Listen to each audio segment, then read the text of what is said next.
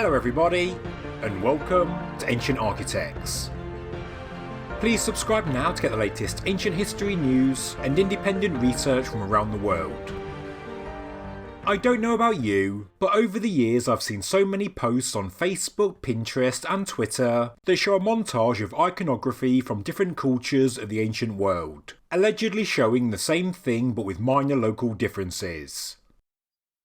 Some people use such images on social media to prove there was once a lost ancient and global civilization.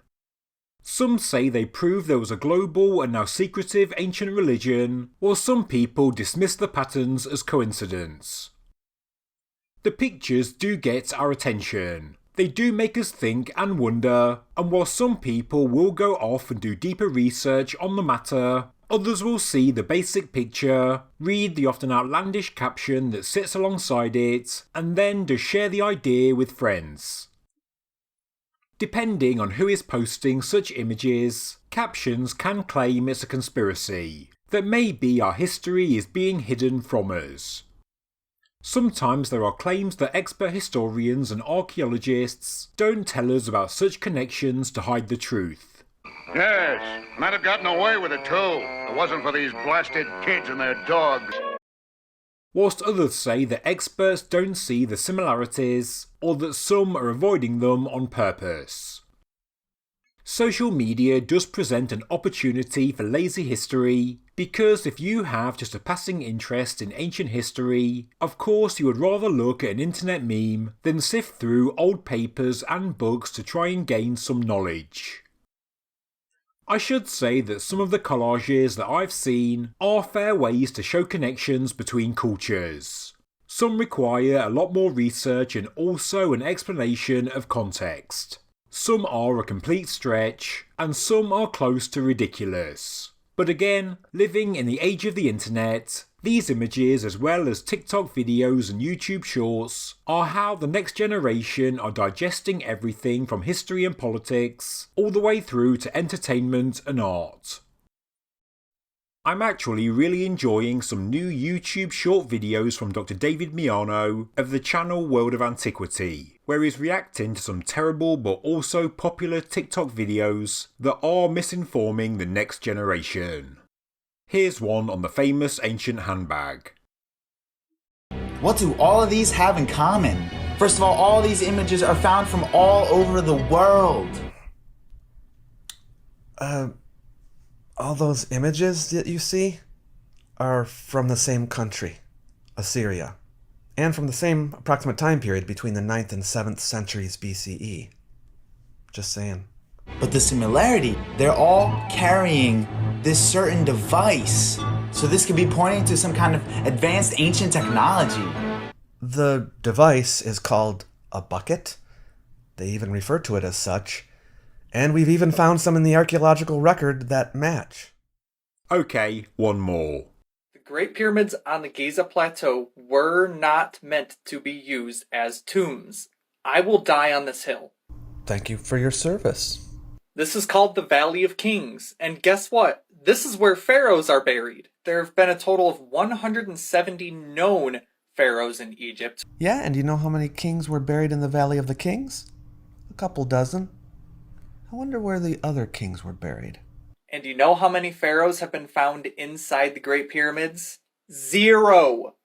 0. And you know how many kings were found in their tombs in the Valley of the Kings? 2. 2. They were robbed. And the Egyptians tell us the pyramids were robbed too. So next time someone you know tries to pass off the pyramids as being the tombs for the pharaohs, make sure to do a quick Google search, because any Google search will show you that they were not meant to be tombs. Oh, well, a Google search. I mean, what more do you want, right? That proves it. I didn't even know that the remains of only 2 kings were found in the Valley of the Kings. Subscribe to David's channel by following the link in the description below. Anyway, back to the video. People like me do have a responsibility to at least try to present some context and also some actual knowledge. And although my thumbnails can often be a bit clickbait, and that's of course to draw in viewers, I do try to ensure the content of each video is filled with facts and realistic opinions. So in this video, I'm going to tackle this image. I've seen it posted on Twitter with the smug caption, "Coincidence?" One Facebook user posted it with one word, "how?" and a reply even said, "Aliens helped us to build this planet and gave knowledge to our ancestors." It's easy to see that if your mind is open to the idea of it. There is no way that civilizations around the world could have came up with the same ideas. I've seen it on Facebook with this caption, "More evidence of an Atlantean global civilization that was at a high level of technology in the ancient past." I don't know how such a picture can be evidence of anything, if the person posting it doesn't even try to explain it. I just think that some people want likes, shares and retweets, and some kind of short-lived internet fame. They don't actually care about the subject. Such composite images often include where each depiction is from, although it should be said that some images are labelled wrong. But the people that make these images rarely add any dates, because, well, that does let the cat out of the bag. Because of human migration, conquest, trading and sharing of ideas, of course iconography can spread far and wide, just as genetics can. And stoneworking methods and pottery making techniques, practical skills, decoration, religious ideas and symbols and so on. Because we find a Christian cross in America, Europe, Australia, the Middle East, Africa and so on, does that mean there was once a super civilization that spanned the world? Or does it mean that Christians migrated, taught and conquered, and spread a belief system around the world? When dates are added to a composite image such as this, a timeline can be seen, and then we do get closer to understanding the truth. And seeing patterns in the iconography of ancient cultures isn't some new discovery in the age of the internet. Many of you will have heard of the great Flinders Petrie because of his work on ancient Egypt, but you may not know that he actually put together a book in 1930 called Decorative Patterns of the Ancient World, where he's basically making internet memes around 60 years before the birth of the World Wide Web. The difference, though, is that the information alongside the pictures is far more informative than a Facebook caption. 3 pages of his book are amazingly similar to this modern recreation, but thankfully, Petrie does give some context. The image goes by many names, but it's basically a controlling deity that's subduing 2 or more animals, and these represent the powers of nature. The animals are usually the strongest and hardest to control, based on the geographic location of the culture that made the image.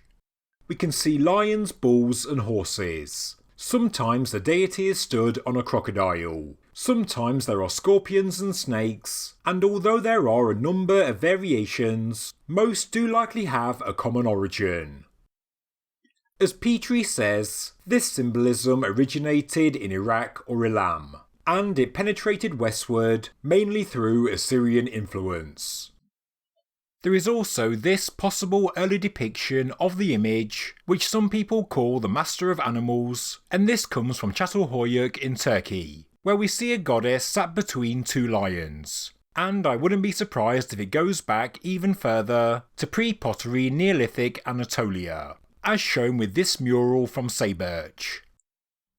We sometimes see a male hero or god as the centrepiece, but then it was transformed into the goddess Ishtar, morphing into the goddess Astarte, and then to various earth and mother goddesses and other deities.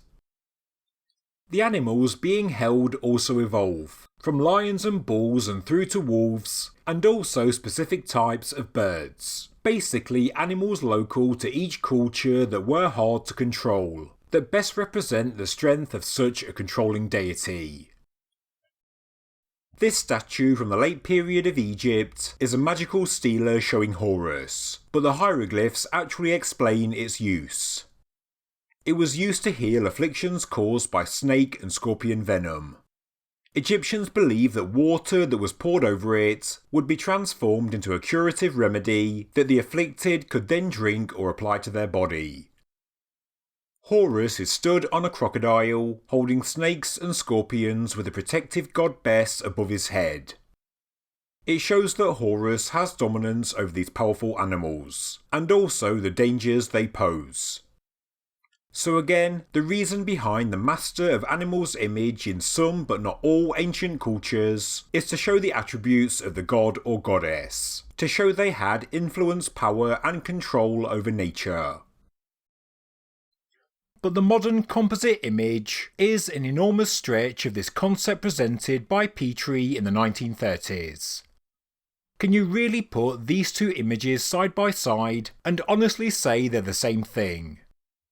We have to think logically, and, of course, drawing or carving a person holding two things in their hands is such a basic image that even children will do it from their own imagination. Is this modern photograph of a fisherman actually a man posing as the ancient god, or are we in fact looking at a man holding up his two fish? Author Richard Cazzaro put many images together into one montage, and these are from many different cultures around the world. But I think that Dr. David Anderson said it best in a tweet when he wrote, "Proof of an ancient lost civilization that once unified humanity, or proof that humans all around the globe have two hands and can pick stuff up with them. You decide."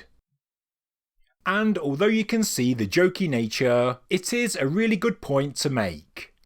The thing in common with all of these pictures by Cazzaro is that they all show people holding something up, but the people are all holding up something different.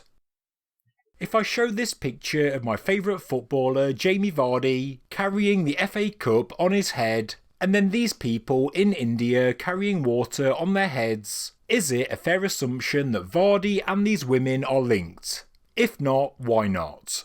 Both show humans carrying metal vessels on their head.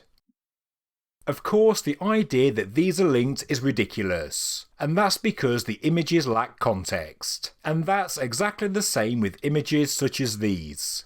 They're presented all together with no context. As Petrie says, we can probably link some but not all of the Egyptian, Middle Eastern, European and Indian depictions, and that's because of human migration, trading, conquest and sharing of ideas. But some of these correlations are an enormous stretch of the imagination, especially the jump to the Americas. You have to ask, is Viracocha holding up two animal-headed staffs really the same as this depiction that was found in Greece, or this one from Egypt? It's more likely the South American examples have been created natively, because of time, i.e. the depictions came centuries or even millennia later, because of space, i.e. they're on the other side of the Atlantic Ocean, and also because of what is being portrayed, two staffs as opposed to two animals. Having a human figure or god holding up two objects is not a difficult image to come up with by yourself. Just because we see a human figure holding an object in each hand doesn't mean there is any real meaningful link. Sometimes yes, as Petrie points out, but sometimes definitely not. In his book, Petrie goes on to show other common iconography. This creature was the god of wisdom that arose in the Persian Gulf. It became corrupted in Assyria as this, and then under Assyrian influence, it passed to Denmark and became this. These two snake-headed monsters certainly pass from Sumer to Egypt. There are many examples, and to go back to the caption on Facebook, such images don't show more evidence of an Atlantean global civilization that was at a high level of technology in the ancient past. Just evidence that humans migrated, traded, befriended and conquered, taking their ideas and iconography with them. It really isn't a hard concept to grasp. Other similarities are indeed coincidence, especially when the image is as basic as a human figure holding up random objects. So, if you see someone posting such images with a lazy short caption, Well, I would ask them to elaborate, and ask them to provide some context. Thank you very much for watching this episode of Ancient Architects. If you enjoyed the video, please subscribe to the channel, please like the video, and please leave a comment below. Thank you very much.